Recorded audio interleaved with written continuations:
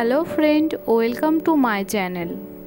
আজ আমি তোমাদের সাথে শেয়ার করব কচুর লতি দিয়ে তৈরি করা এক সুস্বাদু রেসিপি তৈরি করার জন্য প্রথমে আমি একটি কড়াইয়ে পরিমাণ মতো জল দেব। জলটা আমি এখানে ব্যবহার করেছি কচুর লতিগুলো সিদ্ধ করার জন্য। এইদিকে আমি ছোট ছোট করে কচুর লতিগুলো কেটে রেখেছি। তারপর আমি কচুর লতিগুলো সিদ্ধ করার জন্য কড়াইয়ে দিয়ে দেব। তারপর আমি কড়াইয়ে দেব সিদ্ধ করার জন্য আলু। আলুগুলো আমি সরু সরু করে লম্বা করে কেটে নিয়েছি।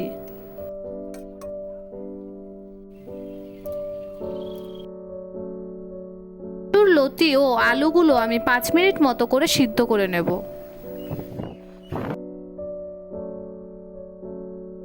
আমার সবজিগুলো সিদ্ধ করা হয়ে গেছে। দেখুন, এর থেকে বেশিক্ষণ কিন্তু সিদ্ধ করবেন না। আমি সবজিগুলো ছেঁকে ছেঁকে একটি পাত্রে তুলে নেব। এরপর আমি ওই কড়াইয়ে দেব পরিমাণ মতো তেল। এখানে আমি ব্যবহার করেছি সর্ষের তেল। তারপর আমি ওই তেলে দেব 5 ফোড়ন। এরপর আমি এখানে দিয়েছি শুকনো লঙ্কা ও কাঁচা লঙ্কা কুচি।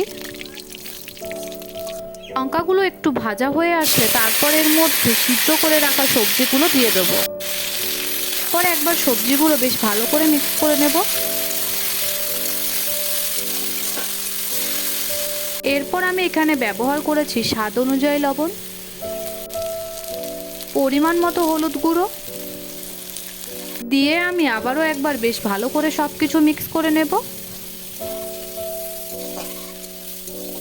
ভেজে নেওয়ার পর এর মধ্যে আমি দিয়ে দেবো মশলা। এইখানে মশলাতে আমি ব্যবহার করেছি আদা বাটা ও জিরে বাটা।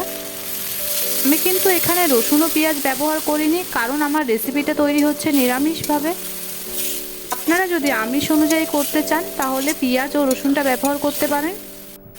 এরপর আমি মশলাটা 2 মিনিট মতো কষিয়ে নেব। এরপর আমি এর মধ্যে দেব স্বাদ অনুযায়ী লঙ্কার গুঁড়ো।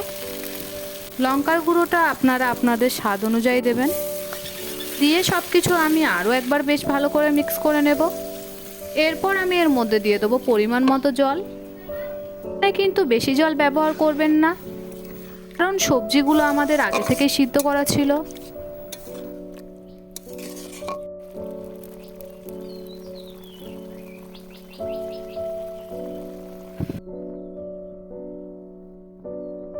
এরপর আমি 3 মিনিট মতো সিদ্ধ করে নেব। তাহলে তৈরি হয়ে যাবে আজকের আমার রেসিপি।